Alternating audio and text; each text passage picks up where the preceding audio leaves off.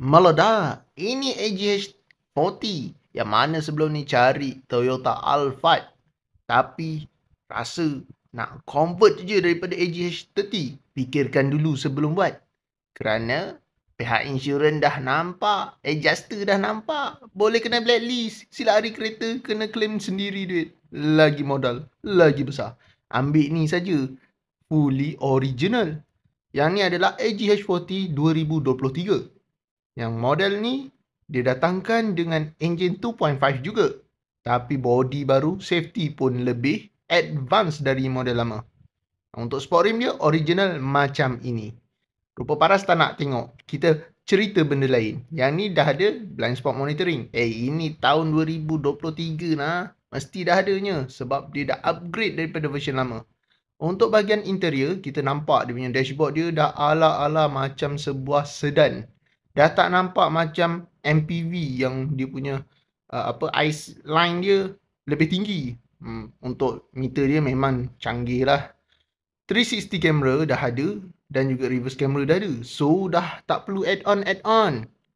Senang kata kalau JBL kena tambah duit kan. Yang ni dah full package. Nampak seat dia lebih harmoni dan juga selesa. Bahagian belakang lebih premium dan lebih solid kalau kita nampak dia punya susun atur dia. Dia tak nampak macam ditambah. Yang ni original nampak mewah macam tu. Dia ada, bukan sunroof lah, kira roof lah. Roof line. Dan juga untuk seat third row dia. DIM dah confirm ada. Untuk abang-abang yang mana tak suka silau tu, yang ni auto adjuster. And then, boleh nampak dia punya adjust untuk power door kiri kanan, side sliding dan juga roof dah ada. Yang ni dah ada Android Auto dan Apple CarPlay. Kita dah tahun 2025 guys. So, wireless charging macam mana? Yang ni pun dah tersiap sedia untuk wireless charging. So, untuk abang-abang dan akak-akak kat luar sana yang berminat nak cari Toyota Alphard baru, Velfire baru, kita ada Yang ni memang nampak solid dan sangat cantik lah untuk dia punya susun atur. Aircon belakang untuk second row dah nampak sedan sikit. Yang macam saya katakan, itu adalah macam sedan pattern dia.